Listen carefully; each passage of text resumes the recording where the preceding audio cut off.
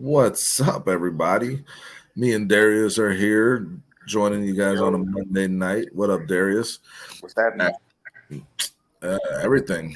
Football season is in full swing, guys. I'm stoked. Now we got Brandon in here. We What's are going on on, folks? air. I like Yes, that. sir. Yes, sir. What up? Yeah, so we're here to talk about the Bears game yesterday. What our thoughts are on that. I'm kicking back watching my Niners play right now too. They just scored another touchdown, 23-7. They're beating the brakes off the Jets. Yeah. Yes, sir. All right, They, and the Bears the, got a win yesterday, guys. It's Victory Monday for Chicago. I mean, it's not yes, the way. indeed. It's not the way. I don't think it's the way we anticipated it happening. Hey, But man, it's a win in the NFL. we have to take the victories the way they come, man. No doubt. So, a couple things that stood out to me in terms of that. Bears lost time of possession. They had 25 minutes. Titans had 34 minutes, right? hmm They lost in total yards, 148 yards to the Titans, 244. First downs, 11 to the Titans, 16. They won the turnover battle, and that's obviously the key here. But generally, when you lose those three categories, it's tough to get a win in the NFL. But the Bears found a way to do it. Big part was that turnovers.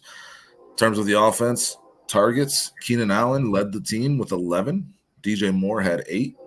Rome had 4. And what really stood out to me, guys, which I think needs to be worked on, Swift, Komet, and Everett, they combined had one more target than DeAndre Carter. And that's something that needs to be fixed. So those are just some things that stood out to me. We're breaking down the Bears' victory over the Tennessee Titans. I'm curious, Darius, what are your thoughts on what you saw yesterday and where you stand going forward, bro? Well, it wasn't pretty. It was a whole lot not to like, but in the grand scheme, we got the win and we on to next week. Um, Starting off, Shane Waldron, we got to be better, baby. We have to be better, sir. We have to be better for the simple fact. Um, I thought the tight ends was his kind of thing. You know, it was too much five wide. Not really a whole lot of play with the tight ends. A lot of action with those guys. Um, Too much shotgun and third and short. We just wasn't physical enough for my liking, and that for me that was part of the reason why um, getting Caleb out on the bootlegs wasn't really working like it should. Offensive line, I can go on and on. I don't want to get too long with it. I'm pretty sure you guys have thoughts on this as well. Well, But before we get to that, I real can quick, say shout out to Brandon, for calling out Colton Shelton. Him not being stout enough. You know what I'm saying, as a center. But like I said, it's a whole lot of things. I can talk bad about, but we got the win, and on the next week. shout out to Brandon Trax. He was at the game yesterday, had the press pass, got in the locker room, was on the field asking questions to these players in the locker room after the game. That is awesome, guys. We're super excited about that here at Chicago Sports Podcast. And shout out to everybody here in the comments. We already got Ant Mass, Bears Country Productions, Scottish Bear. Thanks, guys, for showing up and bearing down. Appreciate y'all. Make sure you hit the like, make sure you hit the subscribe, and make sure you check out Bridges Scoreboard in Griffith, Indiana. All right. Great place to get some food, great place to get a nice cold beer and watch a Bears game. We are in Bears season, so no place better to be than Bridges. What's up, Ant Mass? Thank you, bud. Thank you for being here. Now, Darius, before we get to Brandon, I just wanted to ask you because I heard you say Shane Waldron needs to be better. Yeah. I have the same thoughts, but specifically, what do you mean in Um, regards to him being better? I don't think we focused on the running game or the tight ends enough. I think we went into this game trying to show off our brand new toy, which was Caleb Williams, and not enough putting and like really installing our wheel on this team. Even though Tennessee has a got two great guys on their front line, and Simmons and Sweat, but we we didn't bring any physicality in my opinion. Everett, he was on the field a lot, but he was running routes. We didn't see a lot of, action with the double tight sets. We didn't make the tight ends a priority at all. It was just a badly called game in my opinion. It was strange for sure. Definitely the part where they did not really work hard enough to establish the run. I agree with you on that. Brandon, what are your thoughts on the Shane Waldron needs to be better and how specifically that needs to be done? Where were his shortcomings in your mind?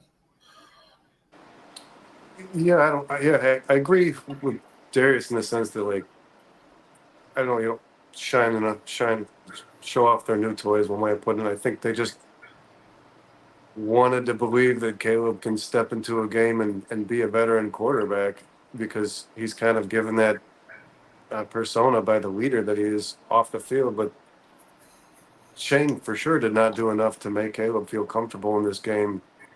First and foremost, it seemed like they were trying to get to that a little bit in the game, a little later in the game when he had a few completions in a row. But all the guys who were signed to this team to play the roles that make a rookie quarterback's job easier didn't really play those roles. We saw almost no targets to DeAndre Swift. I think one. Cole Kmet was almost never on the field, is what it seemed like to me, man. Like, I constantly just looking for that guy. But Waldron did not make Caleb feel comfortable. Not a whole lot of RPO. The stuff that Caleb Williams will be able to kind of wrap his head around week one, day one. Didn't see a whole lot of it. They were asking him to. Well, Caleb says he's most comfortable in shotgun. They certainly ran a lot of that, but they did not establish the run and the quick passing game. Definitely. Yeah, no check down, no check downs almost at all in that entire game. Did two targets for the backfield, and they also just did that. Not a lot of crow like that. You saw him hit a few crow routes, and I was thinking to myself almost the entire first half, like, why are these guys running some comebacks? You know what I mean? Like, why isn't there anybody in the flat? There was never that appealing big body target that a young quarterback loves to just get rid of the ball to because he's in trouble. Like that, those pieces weren't there. So Waldron really disappointed me in the first half, especially. But even in the second half, man. Even in the second half. He's going to figure it out. We all know who he is as a coach. We like him as a coach. He'll get it figured out. But sure. Now that Caleb's going to be a little more comfortable, because I believe he will with each game, and I don't even know if he'll have the jitters past this. But every guy's expected to. But I think now Caleb will run the offense better, as well as Waldron will learn from what he didn't do in week one. Well, you said that we all know who Waldron is, and we all like him, and that's all well and good. Until we don't, if we see more, let me. I just think that wasn't to me. That wasn't. Oh, he made mistakes that I'm. You don't think it was indicative of what his? No, I'm sure he did. Well, and this is what I want to say. This, guys, I remember I said on this channel not but a month ago, maybe a little more. But my biggest concern with Shane Waldron is that he's never coached a rookie quarterback starting in their first season. That's a big deal. When I think there was some hate in the chat group when I was telling people the biggest deal with hiring Thomas Brown is this guy has worked with a first-year rookie starting quarterback. It's a big deal. I don't think Waldron knew how to approach that week one. I think that I do expect Waldron to figure it out. I do expect him to get better. And then Scottish Bear brings this up. Was there not a concern with Waldron in Seattle with the run game? There was, in terms of running in the right times, and then we all kind of chalked that up to Seattle's offensive line being abysmal and injured. And Walker was injured as well. Yeah, exactly. But now we're looking at this Bears team. We're coming in fairly healthy. It's the first game of the season. And I think there's a lot to be said about what Darius said. Like, it's like you get that new present and you want to unwrap it and let everybody see it. Let everybody see how. That's what it awesome felt like, man. It did feel like that, bro. It did feel like that. So it's like, was Waldron too excited on top of Caleb being too excited? And Eberflus wasn't. Who was calming these guys down and saying, hey, there's a certain way that we're going to win this game. Going into last season, I knew Will Levis is not a good. Will Levis is going to give you the game if you force him to win with the pass. And it seemed like it took the Bears a little while to figure that out. They really adjusted towards late in the game in terms of stopping the run and putting the game on Will Levis to make the plays to win the game, and we saw how that worked out for them. But this Bears offense should have been in lockstep with that. You know what I'm saying? Where you work to establish the run, and you work to just be smart with the ball, be smart with your play calling, and just don't do anything too crazy. Get your rookie quarterback comfortable with just making a couple of easy throws, and they never really got there with that. And Waldron didn't adjust to a bad offensive line. You can't run all the plays that you'd like to run if the interior offensive line is breaking down immediately. I don't think he really altered the game plan too much after noticing he's beaten. That offensive line was beaten. They were beaten all day. Here's the question, guys. Here's a big one, I think, because we all can be happy with the win, and I think we should be, because that's a game that the Bears would have lost the last 2-3 years, and they found a way to win it. Mm-hmm. But are we comfortable with what this team has in place for Caleb in terms of the expectations, in terms of what kind of performance we expect to see from him on a week-to-week basis? Do we think that the Bears are going to do right by him to win these games? You know what I'm saying? Like, we got to find that balance of winning and developing this quarterback. Do the Bears, and all we've heard all offseason is about this plan they have to develop Caleb Williams. Yeah. Well, but that didn't look like it in that first game. No, it didn't. So are we still comfortable with that? Because I feel like that's the biggest question for this Bears season is, does Caleb Williams develop into a pro NFL quarterback that's top 10 to 12 in this league? Are we comfortable with that after watching game one? His development, I don't have a concern with. I think he'll be fine. I think he'll be fine in that area. And at this point, it's too early to get comfortable with anything. You know what I'm saying? I think the disappointing thing, overreact sometimes. Through all these talks and all the optimism, the Bears came in without any understanding of an identity, and it showed. Like I said before, it just looked like, in front of the home crowd, we just want to showcase our number one pick. And that was not the right game plan to go into facing a team like Tennessee with the questions that we have up front. The lack of the fact that Travis Homer's in the game, that was an issue for me. No Khalil Herbert, like I had a whole bunch of concerns, man. And it just looks like we're in this thing without the identity.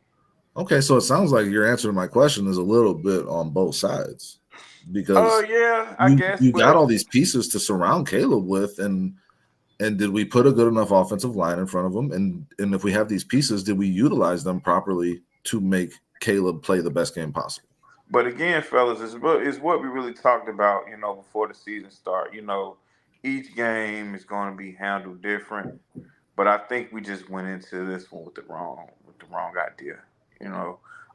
Some games we're going to really be able to show off what we got in Caleb, and we're going to really be able to see the kind of player he truly is, and how well he's going to develop as a pro quarterback. We're going to see that some games. Brandon, what's your answer to this question?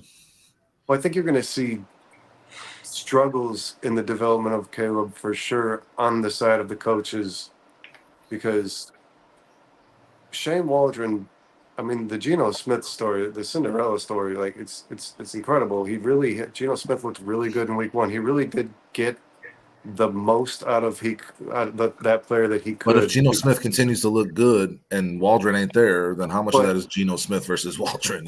Well, still, Waldron had to put him in this situation in which he exploited his strengths. But my point is, developing a young quarterback, a rookie quarterback, is different from developing one of the older quarterbacks in football. And I'm sure along the way, Waldron's going to find that out. He's going to fix things. He's going to figure out ways to, like, this is different. I have to treat this differently.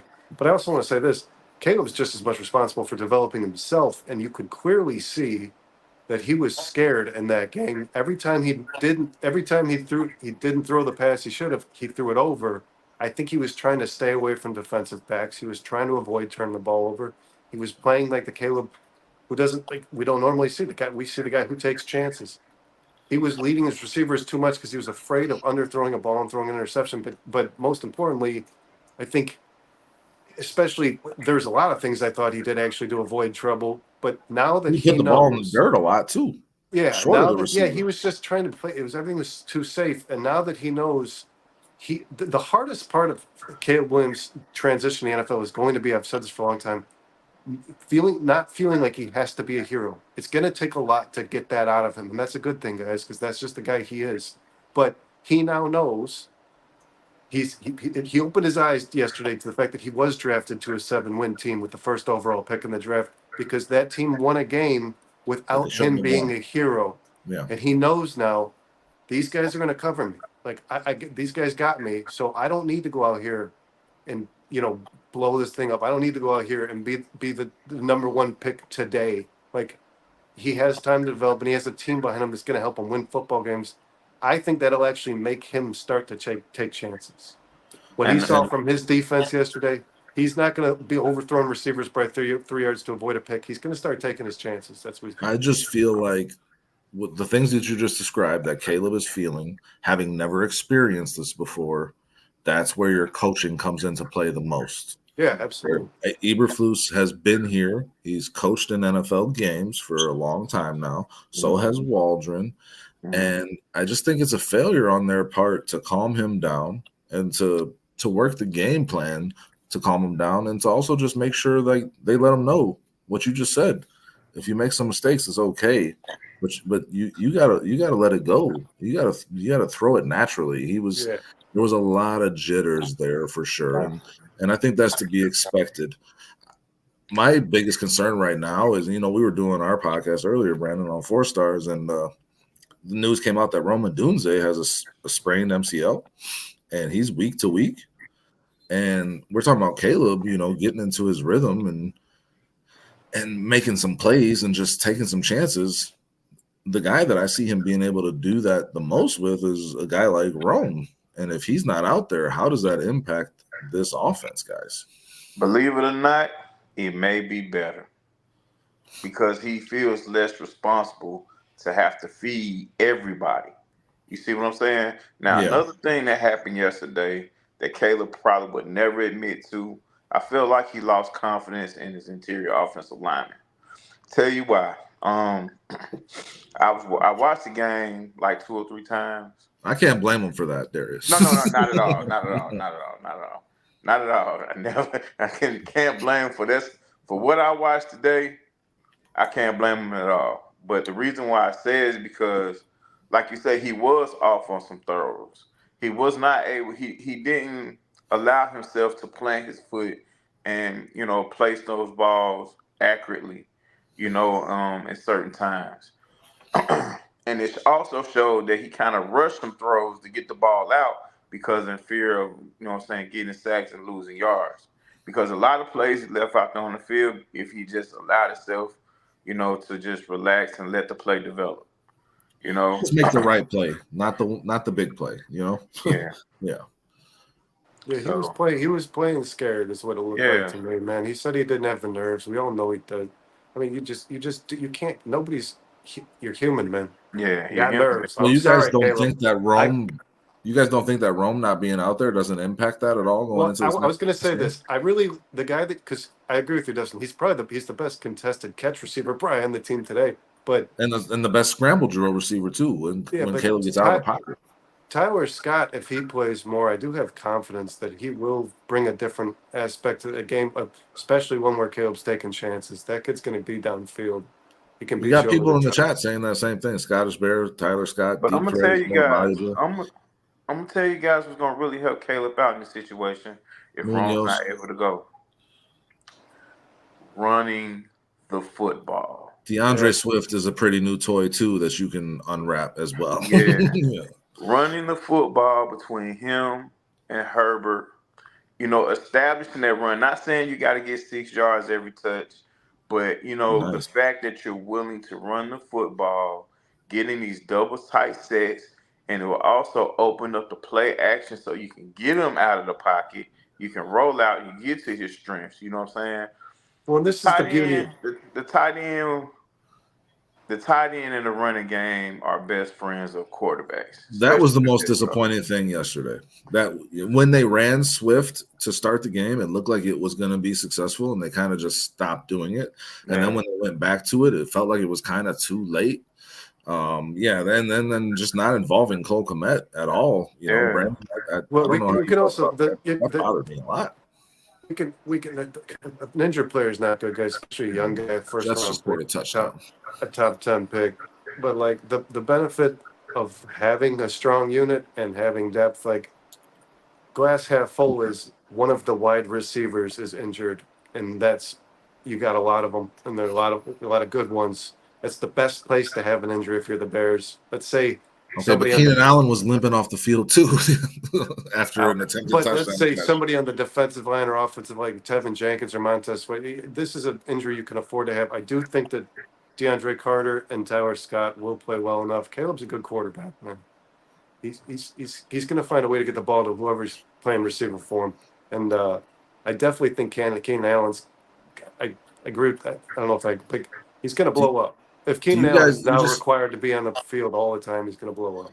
You just said Caleb's a good quarterback, and like we believe that, but the stats from yesterday kind of speak for themselves in terms of completing less than 60% of his passes, hit 92 yards total, missed a couple of throws. Now here, do you see that getting better without a Rome or a Keenan Allen out there? Because that's my biggest concern. And also, here's the other question: is Tennessee's defense that good to you guys?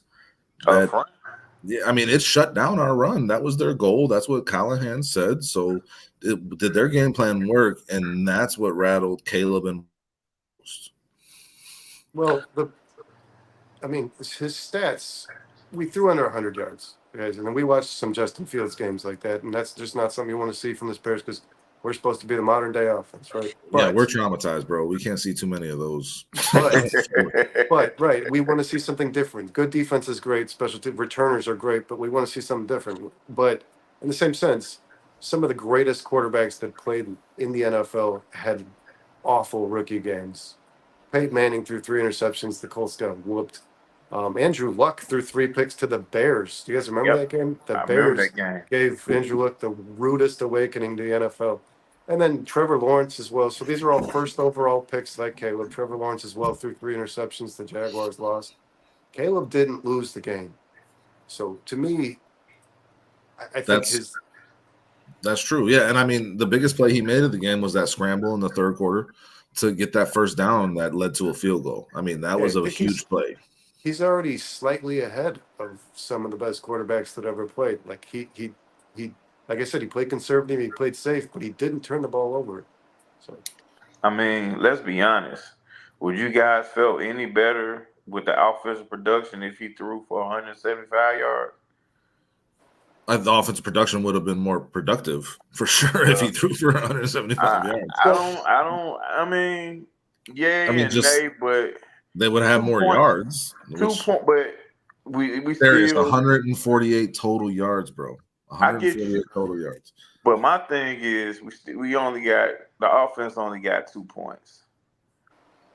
So I don't think him throwing for 170 yards would have got us any more. I mean, hell, if Keenan Allen caught the touchdown before half. Yeah, that was so disappointing, bro. Oh, and Caleb overthrew 2 touchdowns, guys. 2 big touchdowns. I mean, those receivers both had enough. I don't know that those were touchdowns, but I get what you're saying. Yeah, Carter and Allen had a lot of separation on both those guys. Well, there was somebody in front. There was a safety behind that with Keenan Allen. But let me say, you never know.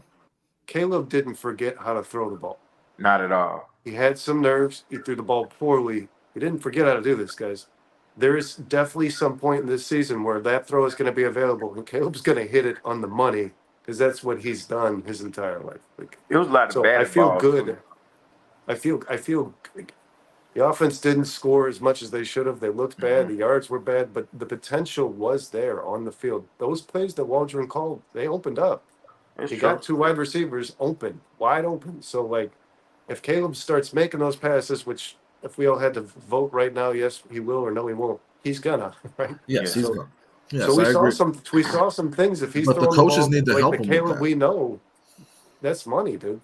I The mean, coaches like, need to help him with that because he didn't really have any. He didn't have much success going into those throws. He had no rhythm.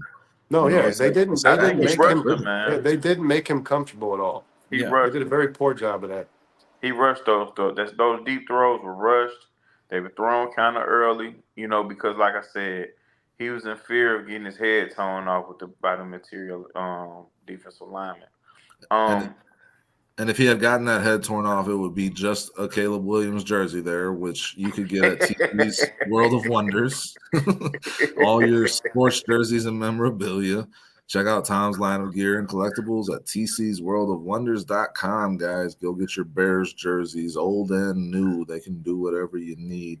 And then just real quick, again, the chat is doing a great job. Appreciate it, Scottish Bear, saying the Texans interior D line is not as good as the one we just faced in the Titans. well, I It says Texas interior D is not as good as the Titans interior D. That was the problem. Our interior O line is a problem, especially Dave. Sorry, you froze out there for a bit. No, I apologize. The internet connection is a little wonky. And the Scottish Bear, you're right. I mean, I think the Texans pose a much lesser problem in pressure for the Bears. I do love both their ends. I love Daniil Hunter and I love Will Anderson, but the Bears are stronger at tackle for sure. And if you can get pressure guys up the middle, everybody who watches football would agree with this. I think pressure up the middle is way more disruptive than pressure on the edge. That's the quickest way to get to the quarterback. Yeah. So I agree with you there, Scottish Bear. It's a good comment. Well, Amas says, with that being said, how's the matchup? How do we match up with the Texans secondary? I mean, Stingley is a stingy bastard out there on the edge. Look, man. Well, I watched the Colts. Nice. Now, the Texans are not. I mean, as good as they are, but they're the Colts not. moved up and down the field on them for sure. Yeah, and the Texans allowed a lot of big plays, and I'm talking about from last year and this year. They've allowed a lot of big plays, to transpire on their watch, in that secondary. Good group. Won't hate on them, but I'm just seeing what I saw yesterday and from what I know from last year. They give up a lot of big plays. It could be a high scoring game, but like the only thing that gives me pause is did Waldron learn from this? Did Caleb learn from this? And are we going to be better? I mean, Caleb said after the game, this ain't the quarterback he's going to be going forward. He wants to be better. And I 100% believe that. And hopefully we have our full complement of weapons in order for him to accomplish that goal, which I believe he will accomplish. But can we put up the type of points that, Indianapolis put up on them? That's a question, but I definitely think we can hold them to less points than what the Colts, be honest. I think the key is going into that game, you're going to have to establish the run. You're going to have to. That was the key in this game, too. Indianapolis Colts did a good job of being physical with Tennessee. Their front line, they're able to get to the quarterback, but interior-wise, they kind of soft. I hate to say it, but, I mean, I'm just going by what I watched. Indianapolis was able, like you said, Indianapolis was able to move up and down the field.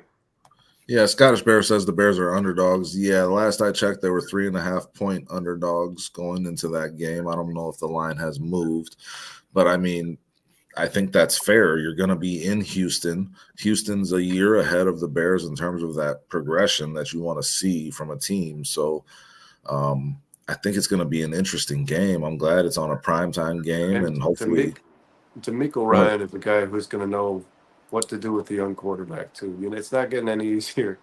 That's for sure. Yeah. DeMeco Ryans is a hell of a coach. Yeah, he's gonna create problems for Caleb in any way that he can, for sure. So they also got to worry about, and now there's some film too on this line, man, on this offensive. Like there's some film on this Bears weakness. Well, I said going into this game, Jeffrey Simmons was a guy that will changed the whole That's a game. Just wrecking ball, man.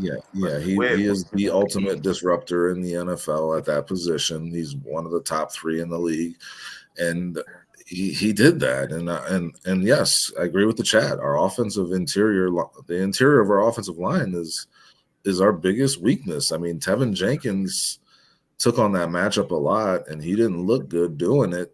Now he's not playing Jeffrey Simmons this week, so that should make a difference. But are we keeping Coleman Shelton at center, guys? He was god awful. Watching him get obliterated by the linebacker. Oh God. Yeah. Oh, him and Nate Davis both. Well, Nate Davis is out of here. He won't be. We'll see him on the sideline Sunday night. Okay, so then is that Pryor and Bates, or is that Bates going to guard and then Coleman Shelton staying at center? I'm praying for Pryor and Bates. Pryor's got some dog in him. I know we'll get a bunch of physicality with those 2 guys in the middle. What do you think, Brandon? You think Coleman Shelton maintains that starting center position? I do. This is what I hate to say this is. I've been saying this the whole offseason. This was the Bears' biggest problem. It didn't surprise me that it was on Sunday because What's up, just another year, Bears. I don't personally think the Bears have the pieces to make this a good line. So they can start Coleman Shelton, they can start Ryan Bates, they can start whoever, they can start me if they want. They don't have the pieces to be a good quality offensive line in the NFL. I really don't believe that. I've been called Negative Nancy and Debbie Downer and all these things. I don't think they're good. They're not good players. I really Bitter Brandon. It's just I don't think they can be great, but I think they can be good. Good enough. I think they're going to do the whole plug-in. Whoever works that they've done the last 2. They keep doing this. They have what we need is continuity. We need the same 5 guys playing 2 together. Options, and they're both but they have to be the right 5. And the Bears preach that like it's like, oh, we have 2 guys who can play center. It's because neither one of them is good enough to. It's like having 2 quarterbacks. Don't say it like we got deep. You got deep at backup center. Like you can have all the depth you want. What are we doing with the starter? Yeah, I would imagine Shelton keeps the job. I do expect Ryan Bates to be starting instead of Nate Davis. I like the idea of Bates starting at center and Pryor starting at guard. Man, Pryor is impressed me every time. I don't think you're going to see that happen. I really don't. I don't think the Bears are ready to quit on Coleman Shelton. I think we all think they should. We thought they should before the season started, but I think the Bears are going to stick with Shelton. And you're Ryan right. Bates might be playing right guard. You're right. That might make sense. I know you're right, Brandon, but damn. I know you're right, man, but well, just another year here, Darius. He would like to see Caleb do more bootlegs to create more time. What do you think of that? But in order for the bootlegs to create the time necessary, the run has to be established. It has to be. There has to be a threat, with the play action. If these folks don't feel the run, they're not going to bite on your play action rolls. I'm sorry. It's just not going to work. Okay. Sometimes we seen Caleb, tease the play action and damn running back ain't even nowhere near the ball. You know what I mean? Yeah. How effective is that?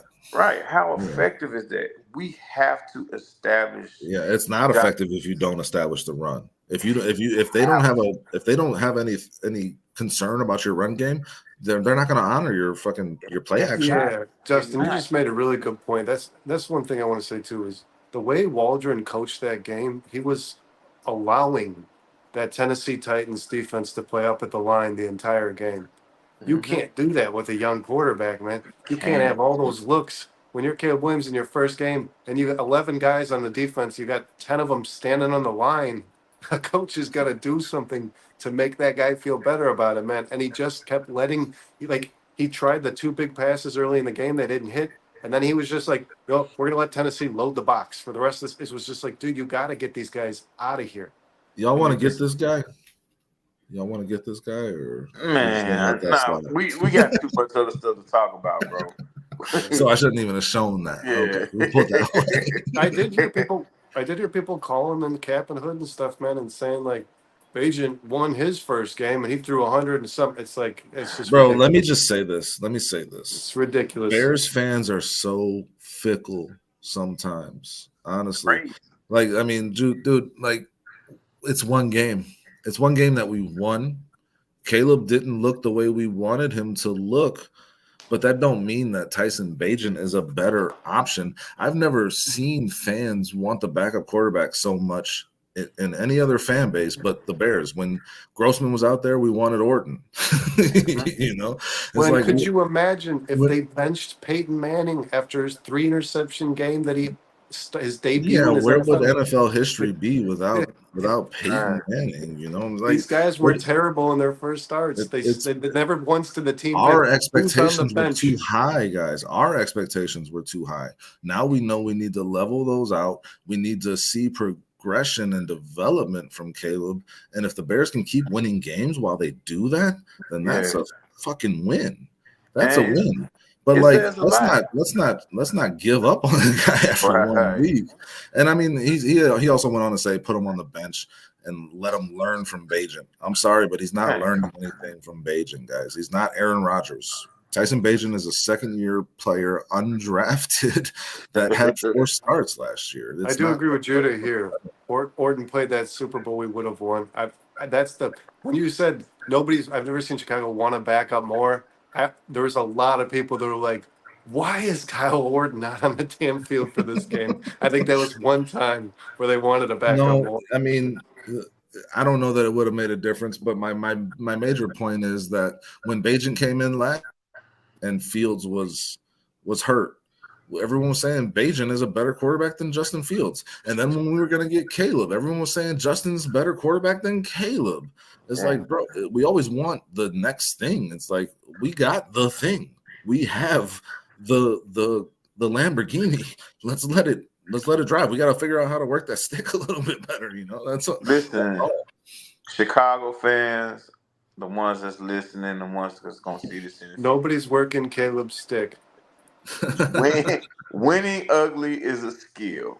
I might if it'll get us a couple more wins this season. Winning ugly is a skill, man. You know, and it's an indicator of a good fucking team. Yes, a team. And I'm gonna say this, man. I said it. I gotta say it. That is an indicator of a good coach. And a year ago, Eberflus would have lost you a double-digit lead in the 4th. We just came back 24 unanswered points, down 17 by doing it through 2 phases of the game while being completely obliterated on the one phase. I carry her girl's purse when she goes to the bathroom. Just hold it for a second, you know. So they won. A little ridiculous. They lost one of the phases of the game, guys. There's 3 of them. They won on 2. Absolutely. Absolutely. Football games. The picks. I love this chat though. Y'all are blowing up. Judah, I'm fucking with you, man. I hope you keep posting. I love it. But if you keep saying silly shit about Caleb, you're gonna get roasted in here. That's just gonna happen. You know, let's keep perspective. Let's keep perspective. You don't want to get too extreme one way or the other. Or we'll just save the receipts, but make sure, Judah, after Caleb's first 300-yard 3 touchdown game, you come back into this chat. Yeah. Right. Yeah. I agree. So, guys, what stood out to you the most? What player stood out to you the most in this game? Which player were you like, that's what I wanted to see from this guy? You know, it wasn't Caleb. We know it wasn't Caleb in this game. It will be at one point. Wasn't in this one. But who was the guy that stood out to you where you're like, okay, this is what this team needed to start becoming successful? To me, that's Darrell Taylor for sure. Okay. Needed somebody on the other side of that line, man. My 2 biggest concerns for the Bears going into this season was the interior offensive line. They didn't look good. I also thought if the Bears can't get a pass rush, even bad quarterbacks will look good. And they did, man. And Darrell Taylor got back there, and he had 7 solo tackles and 2 sacks. And he didn't just have sacks, guys. He was pressuring the quarterback a lot. And he has a really he has the one thing I like. I have really, you know who's really grown on me? I like Walker. I do. Walker looked great. He plays it well. Bro. And I'm going to say this. they are so completely. I love this dynamic of these two players because you've got one guy who's just big and he holds strong like a brick wall. He can stop the run and he can get there if the play breaks down. He can get in the backfield. If there's more time, Walker can get back there. But then you got this just high motor. Yeah, I mean, he looks like a when you're kind of revving the engine, squealing the tires, and the car's about to go. He's like so close. Every time the ball's about to get snapped, man, when he gets up off the ground, he pulls his hand up and he stands up. I'm like, this dude is, and he's a monster, man. He's really athletic for his size. So him and Walker are like thunder and lightning, man. It's really cool. The dynamic worked, and Taylor played his ass off. He played his Judah, he ass read the defense. He just didn't make the throws. He read the defense right. The throws were He there. made He great just reads. didn't make them. Did you watch the game, bro? He targeted. Did you watch He the game? targeted the He right. went to the read right a guys in the lot. right times. Yeah. He just fucking put the ball in the dirt. That he can fix because we know he has an arm. We've seen the physical. We've seen it. And I'm not worried about that. But I'm yeah, worried sorry, about him Daryl. getting the ball to the receivers because he has the game time jitters because it's his first game in the NFL. So, guys, real quick, Daryl Taylor had 2 sacks. The Bears had 30 last year. They finished 31st. If that guy can provide you 10 sacks this year, your defense is for sure a top 5 unit. I really believe that. There's no doubt. Saw it in college the same way we saw it with Patrick Mahomes at Texas Tech. Moving He can make the Walker throws. inside was the best thing that could have happened. I've always felt like Walker belongs on the interior. I think I've said this either on this show, on Thursday's show, that Walker needs to be a 3-tech. He has the proper size. He has the proper speed. He I can like him stay rotating low. in between both spots, though. to be He's honest. really good at nose tackle, man. That's where he's he- a phenomenal nose tackle. He gets his pressures, man, on that Thank D you, Honey line. Bear. Thank you for being here. Were you done, Brandon? Did you have some more guys? Or is it No, Taylor so was my DeMarcus pick. Walker is your guy? It's all DeMarcus you. Walker's your guy, Darius? he's one of them, but the other one might crack you guys up. Let's hear it. Is it another Taylor? That 4th round pick, man. That 4th round pick, that Troy punter. Taylor. Yes, Just the sir. Taylors today. Taylor, yes, sir. The 4th round pick, man, that we all had questions about. You know, he That showed- Caleb texted, "We're not going to need you very much." He has 6 punts in the first game. That's the irony. That should have been posted all over social media. That would It have been was. funny. I would have gotten a I kick saw out of it. it. No, and yeah, he was Andrew- great. And Andrew Billings, man.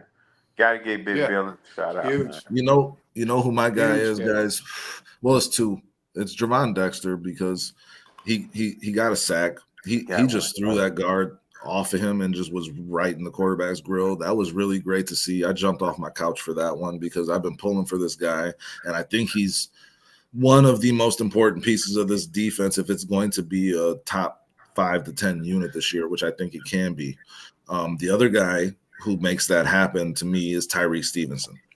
Tyreek Stevenson, let's not talk about Tyreek Stevenson in a vacuum here, because on the other side of him is Jalen fucking Johnson, who's one of the top 10 cornerbacks in the league, maybe top 6.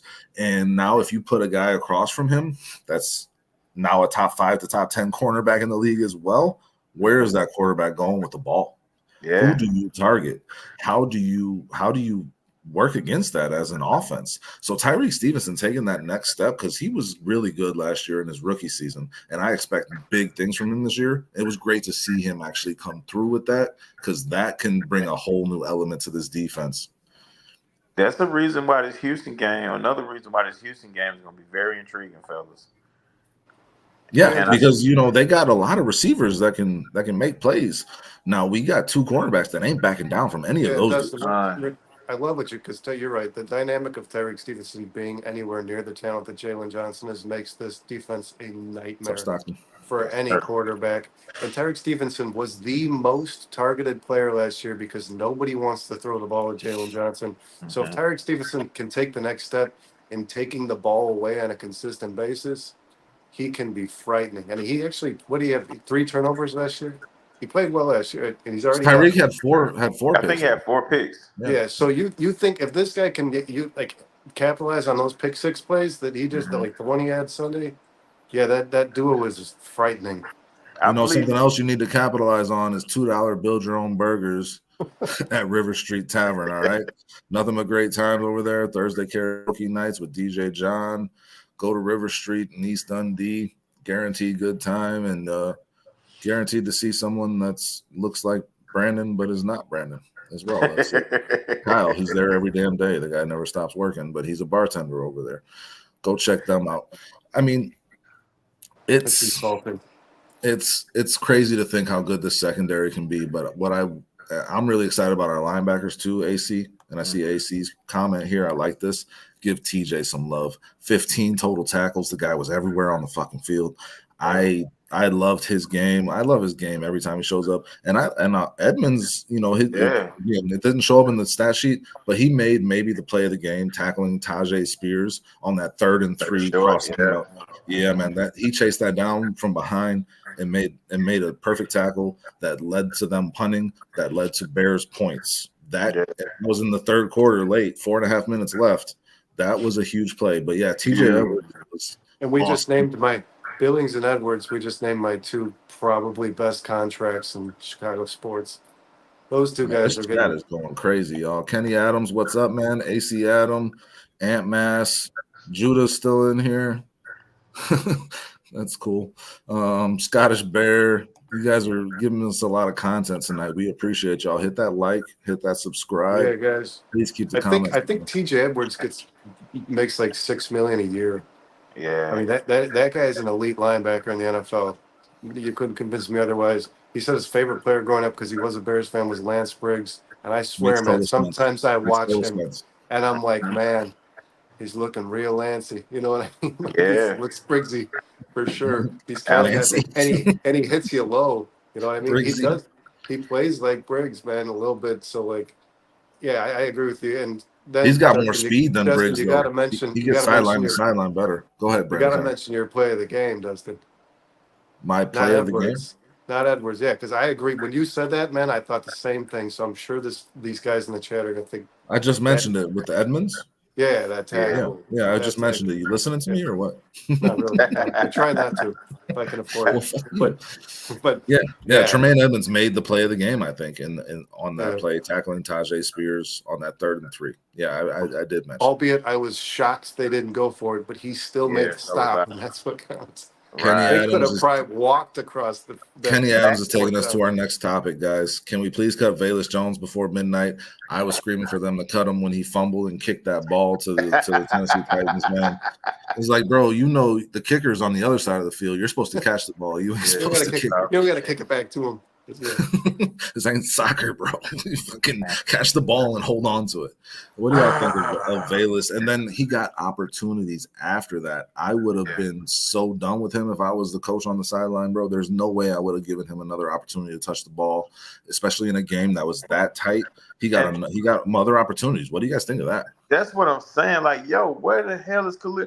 The one time we ran on 3rd and short or 4th and short, we ran on 4th down. Yeah. Khalil Herbert got it. Like, what the hell? On a going good on, run. man? I On a rewatched the good, game strong today. run. He had a guy. He was carrying a guy on his waist when he Good, got that strong first run. This guy has a lot of ability, man. Yeah, And we're but when missing- does that get outweighed by no ball control, by the lack of ball control? Well, we ain't talking about Velus. We talking about Khalil. Oh, Hurt. Khalil. Okay, Yeah. gotcha. We You we want him kinda on was special talking teams. about Are you Velus. We trying to listening? figure Are you out why listening to Velus- Darius? We were trying to figure out why Velus is in the game and not Herbert. Yeah, and DeAndre Carter was really good on those returns too. He was very Dude, good. here's the worst part, guys. He fumbled a kickoff. Kickoff. Not a punt. Not like Where- I have to make a split decision here. Should I fair catch? Those Like, dudes are no, 40 yards away from you and they can't run until you touch the ball. And But he he gave kicked it. it 15. a kickoff. That doesn't happen. I don't see like dude like maybe twice a season. Like, come on. I mean, Ow. yeah, I would replace him immediately. I If don't. Velus is inactive this week, I wouldn't be surprised. I would. This team has an affinity for him. You saw in Hard Knocks, Darius. Poles refused to trade him for a 4th-round pick. Shit. You didn't see that? Didn't he have some healthy scratches last year? Yeah. Like this Yeah. happens.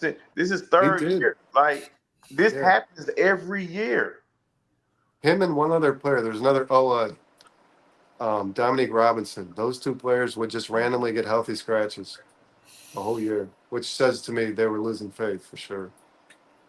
Judah says Komet's going to get frustrated. He didn't even get targeted. Don't know if he was targeted. He was targeted, yes. Komet had He was catch. He had a outsnapped. catch as well, He yeah. was outsnapped 34-27, I believe, by Gerald Everett. By Gerald Everett, yeah. And I mean, that's a function of who our offensive coordinator is, as far as that's why we saw Travis Homer, Darius, which is what you were upset about. Travis Homer is a guy that Shane Waldron is comfortable with. So is Gerald Everett. They've both been in his system before. I don't know if that warrants them being on the field more than a guy like Khalil Herbert or Cole Kmet. No, I don't think so. Not in my mind, but we hired this offensive coordinator and we're supposed to have faith in him. How much we're back to this because I think it's the biggest story of the game. Don't do it. From the beginning, we were told how much. We're not just back to this on the show. We're back.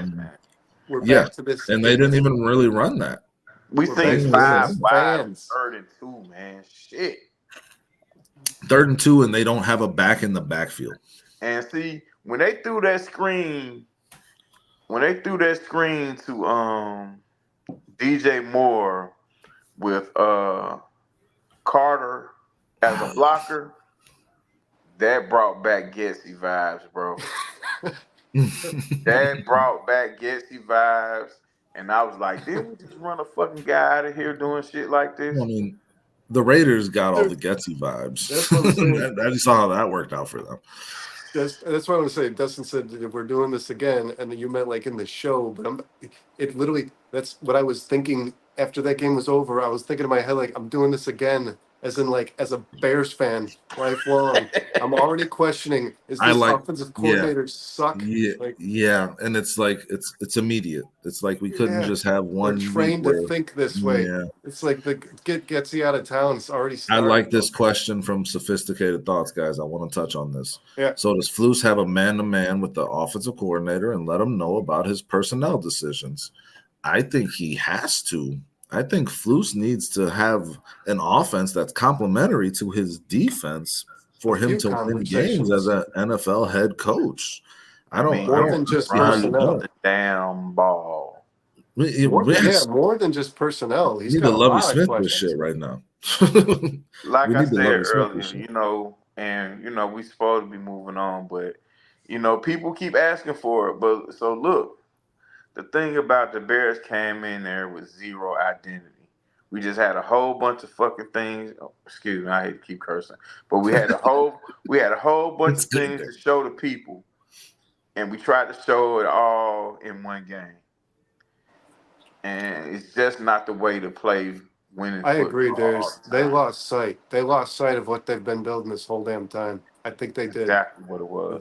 They're at home. Week over against a team they probably think it isn't very good, man. It just didn't work, and it wasn't what we got. With the three of us know these pieces were added for. Ryan Poles signed these guys specific. Like I was on a show when I started here in Chicago Sportscast with a guy who worked for a network I won't name, and he was pitching to me that all of the moves the Bears have made was to keep Justin Fields. That's what he said. These were all the DeAndre Swift, the Gerald Eats, to keep Justin Fields moves. And I said, dude, it's quite the opposite. I don't understand how you can't see this. Like Fields is gone in my mind. Everything he's done is to make a young quarterback feel good in a game because he's new at this and he's bound to make mistakes. You make him as comfortable as you can. That's what the Bears got away from. It just didn't happen. And if I'm Matt Eberflus, that's the conversation I'm having first and foremost. Like what happened? What happened here, man? We've done this for 3 months. What happened? You know what I mean? Like what's like? I don't understand. Why would you get away from DeAndre Swift is signed to catch the ball when the young quarterback's in trouble. Cole Kmet is there, so you have a big body target in the center of the field where you feel most comfortable throwing as opposed to at the corners. These guys weren't even. There was nothing. No DeAndre Swift. They didn't do anything a young quarterback. We know by history's statistics relies upon. Young quarterbacks target tight ends almost over an 8-week span. The 8 quarterbacks that played in place of the quarterbacks that were down for the year last year threw to the tight end. So young and experienced quarterbacks threw to the tight end 80% of the time over 8 weeks. Niners just went up 32-13. That's an ass whooping, guys. The Jets might not be who everybody thinks they are. We'll see. The Niners are a really No, good team. I this year I didn't believe in them for sure. Yeah. I don't like the Jets. Well, we'll see. I mean, so we've brought this up before. Do we think that the fact that Eberflus is so concerned with calling the defense impacts? And I want you to answer this, Darius, because I feel like I know where Brandon stands on this. Yeah. And we get a little shit from the chat when we bring it up because, it's coaches call plays, offense or defense, a lot through the NFL. But Eberflus, I don't know if he's established himself like a guy like Andy Reid. Is him being in his play call sheet affecting how he's seeing the whole picture of the game?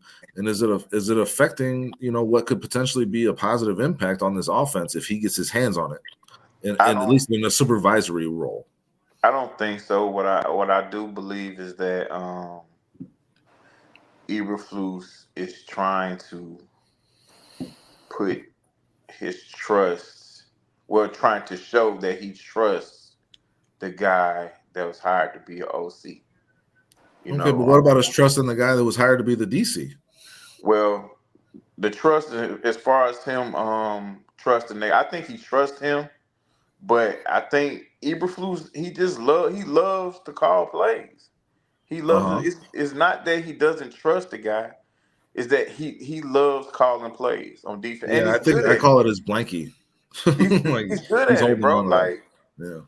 As much as we would like for him to kind of relinquish these responsibilities, he's very good at defensive play calls. Now, he does gamble and take some risks like everybody does, but he's pretty good at calling defensive plays. Now, offensively, he understands it's not really his forte, but what he can say, it's like, without being disrespectful to Waldron and his thing, it's like, hey, let's kind of simplify things, you know what I'm saying? Let's not make this as complicated as, some people may seem it is, because we understand what we have, but now we need to understand who we are.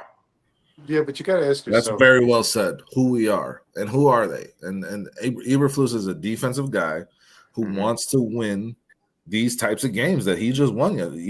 I guarantee you there's nothing he loves more than winning a game where his defense takes the ball away 3 times and has a special teams touchdown and a defensive touchdown. Well, he's got to thrive. Eric Washington could call the game the way Eberflus prefers. It's always easier to oversee somebody else do their job than to do it. So, like, while you're also trying to oversee other people too. That's what I'm saying. So, like, if you're losing the ability to oversee your offense, then just allow somebody else to be in place that you can oversee on defense. Like, I think that Eric Washington got the play calling in the preseason because there is something here. I agree with Dustin. I think it's something the Bears think about. I think it's something Ryan Poles probably even thinks about. They let Eric Washington call plays through the preseason because I think Eberflus was probably testing Eric Washington calling his defense. Like, can this guy take this responsibility? I think that's what that was about. I really do. You don't often see a coordinator call plays in the preseason. That's not a common thing in the NFL. So, just like in the preseason, you're going to be doing exactly what you're going, and maybe that caused a problem for the Bears too. I don't know. Like, their defense looked good, but yeah, I don't think that Flus is 100% content with calling the defense for the rest of his career. I imagine he's going to look for an outlet. My biggest concern is that he thinks it's how he shows his value. That's very. That's my biggest. I heard you say that. That could be. That could be. But I mean, like, if you're a manager at a restaurant and you come from the kitchen, like, what is how to work in the kitchen. Now, when it gets busy, you're going to think you need to jump in and help your kitchen get that shit out the door, and make it as quickly as possible. And you think you're doing your job by doing that, but you're losing sight of half your restaurant, the half that's customer facing. That's the most important part. You're now losing sight of that. So that's a very similar thing in terms of that context. To me, it's like, if you're diving into that one thing, you're definitely missing something else. Like, I don't see how you can't. There's so many moving parts there. Yeah, and you're right. But I think Eberflus can, you know, I think they just took him out, Scottish Bear, because this is a blowout. I don't think he's injured. I think he can influence Waldron without, you know what I'm saying, stepping on his toes. You know, I think there's a way to do that. I mean, because as a head coach, you are the leader of all men. You should be anyway. Yes, you know what I mean. That's the most important quality. You should be the leader of all men, and for him to come inside that offensive room and say, "Hey, look, I just got a couple of thoughts, and I think, you know what I'm saying, just starting off, he's a young guy. We need to, you know what I'm saying, stress, you know, being physical up front and make some simple throws." Yeah, we got to target DeAndre Swift more than once in the game. Yeah. It's kind of a shame. That's a shame. You pay this guy all this money, and his biggest strength is probably one of the things that's going to help your rookie quarterback the most, and you just don't utilize it. That's a shame to me. That was my too. Should have been on the field. Komet should have been on the field, man. Those big body targets are safety nets. This is what we were told when he was hired. He runs a lot of tight, you know what I'm saying, deep tight end sets. He loves his tight ends. You know, that's guys, real quick. They're talking about the Aaron Rodgers being off the field. It looks to me, I'm watching the game. It looks to me like he's just sitting on the sideline. They pulled him out because they don't want him to get hurt in what is now a blowout that's out of reach. Just for Scottish Bear and Ant Mass, they're kicking that around. Sorry, guys. Oh, you could. But I mean, we'll see. I think I go out on a limb, and I mean, it's not. I mean, he can't. I don't think he get no worse than what it was last week. I mean, what it was Sunday, and I think he'll be better on Sunday night. You know what can make your Sunday better? Serendipity ice cream. Delicious summertime taste. Serving up heaven. Recommended is the delectable funnel cake sundae at 120 North Griffith Boulevard in Griffith, Indiana. Guys, go check them out. Another one of our great sponsors. I appreciate everybody in the chat. Y'all are killing it. Judah, TB17, Scottish Bear, guys, hit the like, hit the subscribe, share with a friend if y'all like what we're saying here. If y'all like the participation, you guys like getting your chats called out. You know, we try to involve you guys as much as possible and make sure that you feel the love here with Chicago Sports Podcast. Hey, how about Hardy getting some burn and getting in on that block punt? Bro, he was my favorite player in the preseason, and to see him do that was just so awesome. But then, you know, he had a penalty on another special teams play that was a little costly, but, you know, it didn't end up costing the game. It was like, you're going to take the good with the bad with a player like that because he just has a motor that don't quit. He's just going after it, man. You signed him as one of the last signings onto your roster, and he's already made an impact. So you for sure got to feel good about that. The penalty thing can be fixed, but you can't teach everybody to go block a punt. So he gets after it, man. Yeah, if he had to fill in a rotational role along our defensive line, I would not feel bad about that at all. No, I feel pretty comfortable with him. The Bears think he deserves some snaps, man. Yeah, the Bears just put a bunch of high motor guys with Darrell Taylor, Austin Booker, and this kid. It's just like Hardy to me. They're just all high motor guys, man. They just don't quit, and that's always tough for an offensive lineman. You might, you know, if you're better than them, these guys, you might beat them for a while, but they're gonna wear you down. Those three guys coming on the same side between Booker, Hardy, and Taylor. The offensive. I want to see the Bears get a lead and pull out that NASCAR package, man, with Booker, Walker, Sweat, and Taylor. That would be a fun thing to see. You know, hopefully we can see that sooner rather than later. But once they're able to, they know they're getting after the quarterback. That would be interesting. Yeah, those guys will wear tackles down without a doubt. What? Judah Tribe is killing me. I have to read all these comments, and I keep reading it. And to the fans, man, we're not being like Brandon said, we're not being downers, man. We just, we're just calling it like we see it. We're not being downers, and we're not being homers either. Yeah, I say this every week. The standard has changed. You know what I'm saying? Our expectations should be greater. And if these guys are not playing well, we have the right to call it out. It doesn't mean that we Our hate them. job. We're holding them accountable, people. This is part of the responsibility that we have. Booker barely played. He's not ready. Pollard's touchdown run was right at Booker, and he got manhandled. I'm not talking about him being in on a snap-by-snap basis. What I'm talking about is a rotational role when we know we need to get after the quarterback, because Booker does have some moves and some ability to get after them, especially with the speed he has. So that's Well, more what I was it doesn't referring to. matter anyways, man. He's a rookie. If you've traded up to the 5th, you got to play this. It's not like you're super deep at this position. Yeah, exactly. We don't have the luxury of leaving Booker on the bench if he comes out as a rookie and has a play where he gets blocked well. This guy's going to struggle just the same as any. I mean, he was looked at as more of a project than Karan was to me. Mm-hmm. So you got to let Booker develop the same as you do Caleb. This kid's a young kid. He's going to have to play football, and that's probably going to be good for him. But without a doubt, he's going to have to play some football, guys. Yeah. I mean, we got Hardy, we got him, we got Taylor, we got Sweat. And Walker. You got to switch. You know what's crazy to me is that we could all be watching the same game as Judah Tribe, and this is what he thinks. That's crazy to me. That's what's great about sports, though, right?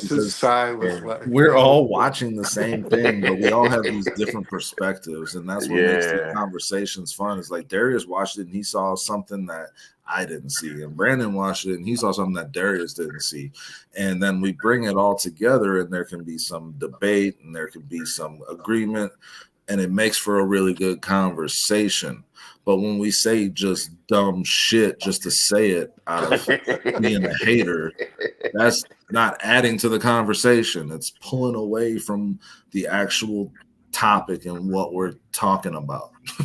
So irresponsible, man. It's a bit irresponsible. What we're doing here is trying to have fun talking sports, but we also want to be as grounded as we can. We want to be as credible as we can, honest as we can, and everybody's opinion matters. But if your opinion is based on just the way you feel, no, it's not. No, it's not even that, man. It's like that opinion that he just put out here is based on just straight hate.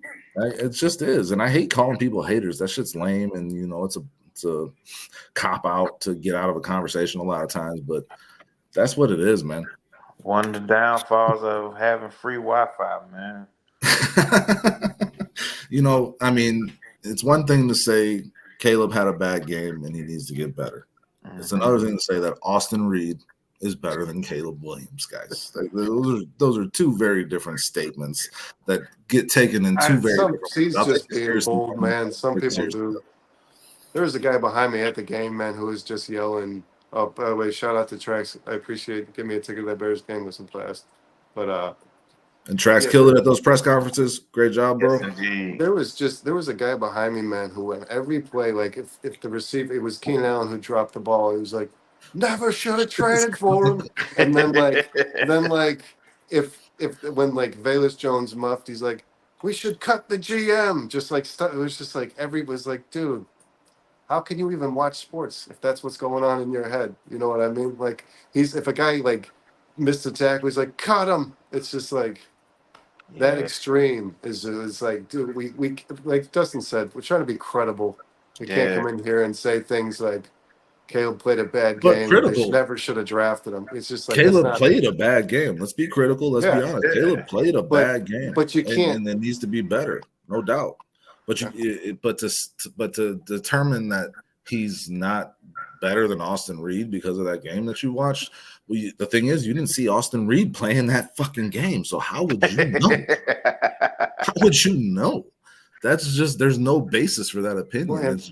So that's how Caleb, I know you're on bullshit. Caleb can do things that the other quarterbacks on this team cannot do. There's just no doubt about it. Like you're not going to see the platform cross the body stuff with a flick of a wrist when Tyson Bagent's on the field or when Reed's on the field. That's just... And Judah, you can keep talking all your shit, bro, but I keep showing your comments. So what's that tell you? All right. We're having the conversation, and you can keep bringing up what your opinion is, but if it's on bullshit, I'm gonna call it out. That's all. Ain't nobody's feelings hurt. Ain't nobody crying about it.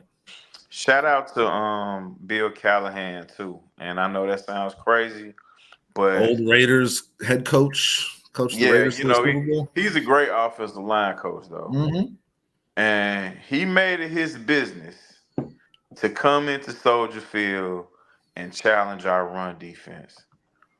And I think in the long haul, that's gonna make us a better team. Because we had a damn good run defense last season, and coming into this season, we were looked at as one of the better teams at stopping the run. And Callahan came in here and tried to shove it down our throat. And for the first half, like the first quarter, really first half, I was a little worried. But that's gonna make us a better team.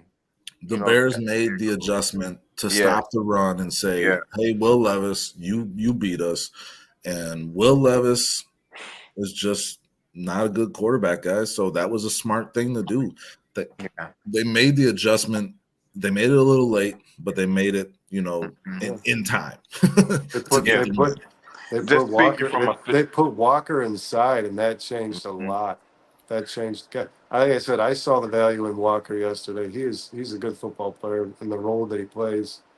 Once they slid Walker inside, that team had nothing going up the middle. It was Yeah, when it was between Billings and Walker, up, bro, there was nothing they going shut it going through down. there. There was no gap. There was no between the tackles. It was all outside stuff. But the Bears were still getting beat there. So Yeah, yeah, I agree with you. I agree with you, Darius. That was what changed that football game. yeah, man. When Pollard couldn't just keep running the ball down your throat, Yeah, because Will Levis had to play. we And was getting and when, punched. when Will Levis plays, the defense gets paid. We was getting That's punched what in it the is. nose. We was getting But you're punched right, in the Darius. nose, Putting man. that ball into Will Levis's hand is what Hmm. won the Bears that football game, and they Yes, wouldn't it have done did. that if they were still running the ball 6 yards per carry. Yep. So for sure, that and then player of the game is Will Levis himself. I mean, thank God for that. That he actually. And guys, I don't think the Titans this year are going to want to see Will Levis have to throw a lot. Nah. They're going to I try to don't run the think they're going ball. to want to see much of Will Levis after this year. They're going to they're going to run the ball. They're going to try to establish the run on everybody because they know what they're dealing with. And Kenny Adams brings up the lack of hurry up offense. They did it a couple of times. They went with some tempo. It did produce some decent results. So, I mean, you can't do it the whole game, obviously, but in the spots that they did it was good for Caleb because it's less thinking, less contemplating about what's going on, what's going to happen. So I agree with you there, Kenny Adams. I appreciate that take.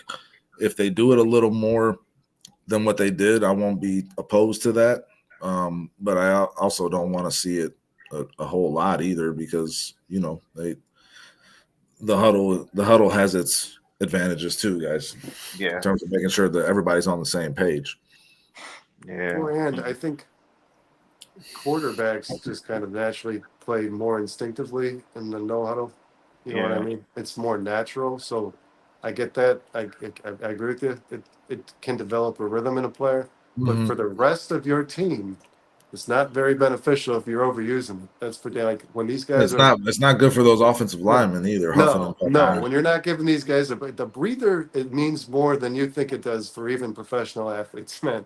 Absolutely. Like, the high tempo stuff can only go so far and so long. And Yeah. it's your receivers too, man. They're running routes downfield again and again and again. It burns people. But so Yeah. I thought they used it appropriately, like Dustin said. I agree with you. They could have used it a little more, but they used it appropriately for sure. Yeah. It seemed like they were just trying a whole lot of things out, trying to see what works and what doesn't. You know where you could do that? Try a lot of things out, see what works and what doesn't. Underdog fantasy. Get 5 picks right and mega bank your money by 20 times. Place your entry today at www.underdogfantasy.com. You get to pick a different lineup, see how it works. If it don't work, go to the next one. Back to the drawing board. All good. Guys, let's preview a little bit of this game coming up. I think we've kind of hammered. Is there anything we've missed in terms of reviewing this Bears-Titans game before we move on? No, I think the biggest thing to take away from this, guys, is the Bears are real good on defense, and they're pretty darn good on special teams with the additions of Torrey Taylor and DeAndre Carter, both impactful players in that game. So this offense Caleb will get right, guys. All you fans out there who are saying Reed is better and Fields is better, and all these people running back to the hate. Remember why you liked this kid before that game. Yeah. He's still that same kid, man. No, these people didn't like him before that game, Brandon. Yeah, no, I That's agree with you. different. That's why I said there's a lot of people, man. It felt like a lot of people were just waiting for him to fail to say, I told you This so. AC Adam, I like that. Cairo on special teams, 3 for 3, had a 50-yarder. He was huge, obviously huge in terms of the Bears coming away with that win. Every You week, see him this stuff, this Justin Fields stuff? man. Listen, I don't get that stuff no play, man. You know, listen. I live here in Atlanta. I watched that game too. You know, and the Justin Fields that I seen in the Georgia Dome yesterday Special teams overall was great. is the same Justin Fields we seen for the last 3 years in Chicago. One thing I will say, Darius, is like he could be the Justin Fields that we've seen in Chicago on that Steelers team, and if he don't make mistakes, they're going to win games. Yeah, I mean they won. They were in the playoffs last year, man. Mm-hmm. I mean, come on, with man. Kenny Pickett and Right. Mason Rudolph. Justin Yeah. Fields is an improvement over those guys. He is. He just is. And I'm not like the biggest Justin Fields fan, but I could see it working out for him there if he becomes a starter. But let me say this: Justin Fields could be a good player in the Steelers, but so it's I guess more important that people understand this. First off, and Dustin's right. He's going to be able to win games on that football team. He's a tremendous upgrade. But it doesn't matter, and I'm not speaking to you, Dustin, to these fans, it doesn't matter anymore. If you're a Bears fan, not a Justin Fields fan, he's not the Bears quarterback. And the guy that is the Bears quarterback is still playing for your team. So if you're sitting here all off season to wait for this guy to fail, just for the benefit of saying, I told you so, you wished your own quarterback to fail so that you could be right about something that you're not. You're not a Bears fan. That's not. And it's going to be a long fucking winter if you're approaching it that way, bro. Long winter in Chicago. Over it. Watch the guy who's playing for the team and start rooting for him, man. And don't wish that he fails because that's at the cost of the team you root for. It's just doesn't. I don't understand the Bagent thing because like the Bears won the game. Would it have gone any differently with Bagent at quarterback? Like, would their offense have been better with Bagent at quarterback? Would they have thrown Bagent's 100 and would they have established the run with Bagent at quarterback? Would they have called the? I mean, I don't understand that. I don't understand that take because it the threat of the pass is just completely the deep pass is completely eliminated. And people keep saying this, man. Bagent came in I'm last serious, year. TD17. Yeah, I'm serious. Bagent came in here last year and won a game. Bagent was playing. You have nothing to base that on. Bagent was playing in the most childish offense in the league last year against the Raiders and the Panthers. People don't understand. The Luke Getsy offense, and the Saints, he's not going to step into this Shane Waldron offense and just be the hero. It's like he's new to this too, just the same as let's not talk about because the guy was here last year. He's some aged veteran, this undrafted Division II player. Like this guy is going to have to grow in Shane Waldron's system the same as Caleb Williams would. Listen, with all due respect to the chat. And to you guys that entertain that type of foolishness. No, man. No. I cannot entertain it. I will read it and I'll act like when it's gone, it's gone. I cannot entertain that type of foolishness, man. I just can't do it. I can't do it.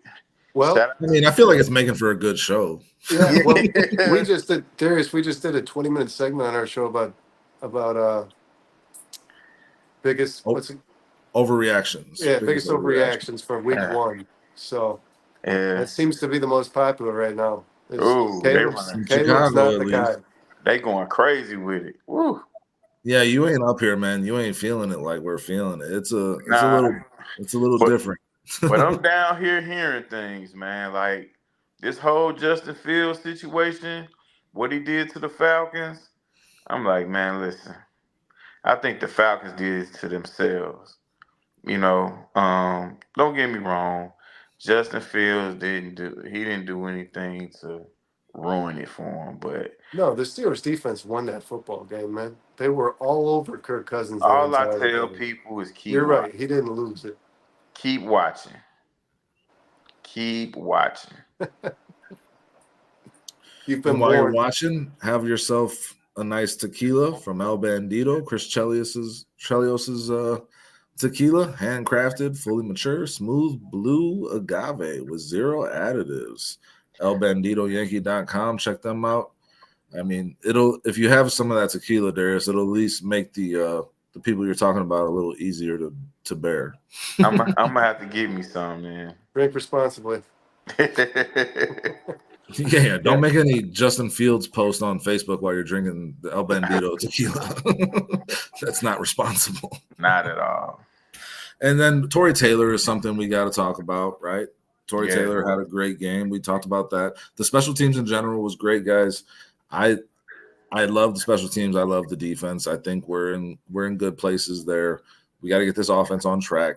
I think that's going to happen. I think Waldron is going to learn from some of the mistakes he made this past Sunday, and so is Caleb. And Eberflus is going to get a little more involved. So, and the Texans are a little more exploitable, like you pointed out, Darius, in terms of offensively, making some plays. So that being said, moving into this week, it's a little early for a review. We're just coming off of a victory yesterday. Mm-hmm. But what do y'all see being the key to that game, if you have an answer for me now, this Sunday night coming? I think this game's going to be a whole lot more important in terms of getting pressure. I think that's where the Bears win this game. If the Bears win this game, they got pressure on a young quarterback, a very good one, but a young quarterback. And we've seen guys since when I would say around the time Flus started calling plays, the time especially though DeMontez Sweat was acquired, this team is taking the ball away at an outrageous count. Like it's I think last 5 weeks of last season was 17 takeaways. They start this game with 3. So if you can get to C.J. Stroud and get pressure on him, I have no doubt. I'm a believer now. It's not a fluke. These guys are going to keep hawking the ball if we get pressure on quarterbacks. I agree 100%, Brandon, with you. Establishing pressure, and also on the other side of the ball, painting the line of scrimmage navy and orange. We have to establish dominance on the front line to be effective in this game. Yeah, trenches on both sides for sure. Like, in order to play the style of game that's necessary to get out of Houston with a win, it has to start up front on both sides of the ball. Yeah, I think they need the run game to be Caleb's friend in this game. I wanted to see a whole lot of DeAndre Swift in this last game. That didn't happen. I really think they need to make a concerted effort to get him involved and get him at least 15 touches in this game. That has to happen for this team to be successful. It's going to be what settles Caleb in. It's going to be like what you said, Darius, that gets them into their play action, which is where Caleb is going to boot the most from.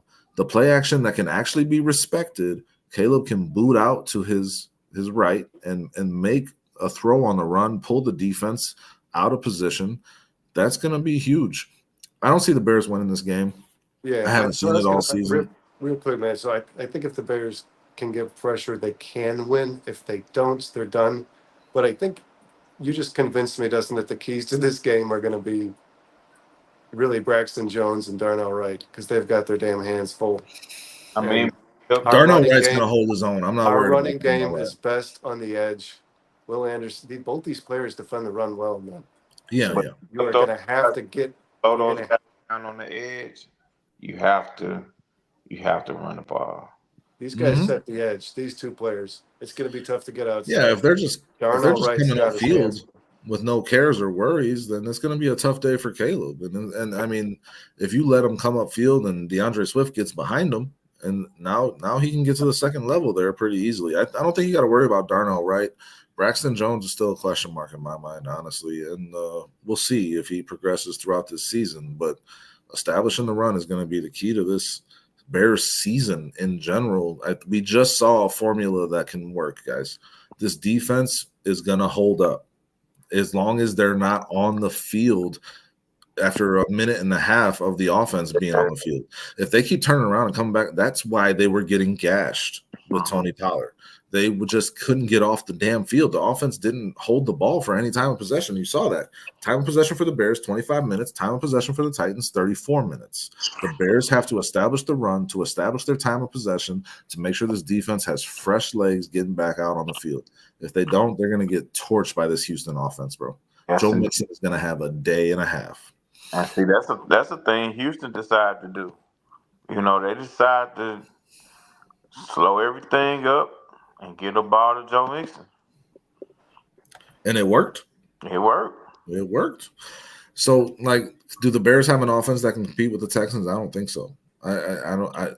It's got to be about ball control and their defense coming up with a couple more turnovers and holding this Texans offense to 24 points. If this game gets up into the 30s, the Bears are done. I think Bears are done. What gives me hope, man, is that, and I don't know, I might just be biased by holding on to this little sliver that I have, but those passes that Caleb missed, man, he'll make those passes. So if he's connecting on those that downfield stuff, if he's by week 2, he's back to, because we know he can make those throws. If he's doing it by week 2, they can score. I don't know if they can stay in a gunfight with Houston, but they can score, man, for sure. Yeah. Call me strange. I did go into this thing thinking that Houston would beat us, but the more this week goes on, you know, as long as I don't hit nothing crazy, I like our chances, man. Bro, momentum is a real thing in football, and there's certain things that you can't really put it on statistics, or you can't really put it on. I know what you're going to say. That's you can't define it. It's just you can't like put it in words. I'm having trouble right now. But the fact that they won that game yesterday, guys, is a good sign. You see teams that end up in the playoffs winning games like that every season. A game they shouldn't have won, a game they won on some crazy plays. I mean, Will Levis throwing a fucking shovel pass while he's getting sacked to Tyreek Stevenson. Second of the game. Second time he decides to do that dumb stuff. I mean, these are things that, again, they're not quantifiable so much in terms of the feeling you have in that locker room and the way the guys are gelling together. But it looks like the Bears might have that. So that's the only thing that, I mean, if you're just talking about on paper, I think Houston's a better team. I don't think the Bears win this game. But if the ball bounces the right way a couple of times, that changes things drastically. Looking at Houston at the way they play, I know you can't gauge it like that, but it was just some things I seen the Colts exploit that I think the Bears can do as well. But each game is different. And we'll see. But the more the week goes on, I like our chances, man. And that may be crazy to say, especially coming off the game that the egg our offense laid against Tennessee. But I like what we have, man. We just gotta. Well, let's scramble that egg, get some protein, and move on the next week, man. Let's just get rid of that tape. Yeah, I certainly like. You know, that Houston offense is spread wide with talent at the receiver core, and I like our secondary. And Houston, like between Nico Collins and Stephon Diggs and Tank Dell, these guys have a really talented group of receivers. they definitely do. The Bears corners might be just as good as anybody guys in the NFL are lining up across from any receiver. I like that matchup for this Bears team. Tyreek is going to have another great game. I think the Texans are going to have to do it on the ground. I think it's going to come down to who establishes the run first, guys. And again, we'll see. I mean, we got some time to talk about this and think this through. I mean, it's just Monday. We got damn near a week until this game is played. But I am excited. Do you guys have anything you want to get out there before we get out of here? Yeah, guys, watch the. Oh, real quick, Stockton just asked how long is Rome out. They just said he's week to week, so that don't sound great. That's never a good thing when they say week to week. Sprain MCL, yeah. Week to week, guys. So we'll see, but No, I don't know. That's concerning. Go watch that, Sorry, guys. Brandon, go ahead. Go watch that Kevin Byard little pep speech in the locker room after the game. Yeah, It's cool. Darius, you. Hey man. Shout out to you guys, of course. And shout out to Tracks, you know. Um Scottish, thank you for being here. Tuesday, 4:30 shout out to a.m. the chat. Yeah. You know, looking forward to you know, taking this thing day by day as we get closer to Sunday night. Hopefully we don't hear anything crazy on the injury front, you know, that kind of cripple the team. Um, Other than that, man, good, man. Guys, shout out to the chat. Judah Tribe, we went back and forth, but we appreciate you being here. Kenny Adams, Stockton 209 Bravo, Ant Mass, Scottish Bear, AC Adam. Who am I missing here? Vince Cinnamon chimed in for a second. Cheryl Childers gave us a score update as she always does. TB17 wasn't a fan of some of the things you were saying, but we still put them out there and we still talked about it. So appreciate you being here. Scottish Bear at 4:30 in the morning, and that's crazy, man. We appreciate you so much for being here. Make sure you guys like it. Make sure you guys are subscribed. I know y'all are, but hit up some friends and see what they think about what we're putting out here at Chicago Sports Podcast. And check us out at 4-Star Chicago Sports. That's the channel we got going. My Brandon, myself, and Brandon's brother Kyle and Sean Lugo. We're trying to get on the same level as CSP here and grow these brands together and just talk Chicago sports and bring you guys awesome content and have fun doing it. So hopefully y'all want to check in with us on that as well. We appreciate all of you. It was the Bears guys, Monday night, 6:00. Monday, 6 p.m. We do our show, so that way we're not, getting in front of that Monday night game for y'all. So check us out. Bears win. We got week 2 coming up. It's going to be a primetime game. Going to be a lot of fun. And then we'll follow up on Monday about how it went. We'll see how it goes. I mean, guys, bear down. Have a great rest of your night. Make sure y'all get a good night's sleep. Bear down. Bear down. Bear down. It's important, Brandon. If you don't do it, the years come off your life expectancy. Just how do you guys do on your fantasy? Differently now too. Bro, fantasy, I just got beat by Debo tonight, man, and I sat Anthony Richardson, and it would have made a difference. I put in Jordan Love, so I went 1-2 out of my 3 leagues. So yeah, could have been better, could have been worse. There were some close matchups. How about you? Mine were pretty close. I gotta check them after I get off here. But I know, I be following my shit pretty closely. I said Jaden Reed week 1. Do we have emails or Facebook? Stockton 209 emails for us. I mean, sorry, Facebook's for us. Chicago Sports Podcast. There's 2 of those, and then there's 4-Star Chicago Sports. It's a group. You guys go check it out. Join it. Get updates on all things Chicago sports and get updates on when shows are coming out between Chicago Sports Podcast and 4-Stars Chicago Sports. Hit us up on Facebook. Look forward to seeing you, Stockton. I always like having you in the chat, bro. Sorry to cut you off, Darius. Oh, no. I know I said Jaden Reed, and I think he had like 33. Bro, I got Cooper Kupp on 2 of my 3 teams, and he went off. Off. That was fun to watch because I've been high on him all draft season. Brandon, how are your team? I got my ass whooped in both leagues.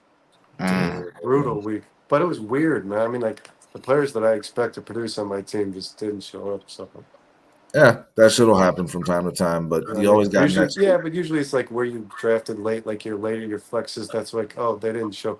I thought I would beat Sean in your league, bro. It was so close. That shit was back and forth. I was very disappointed too.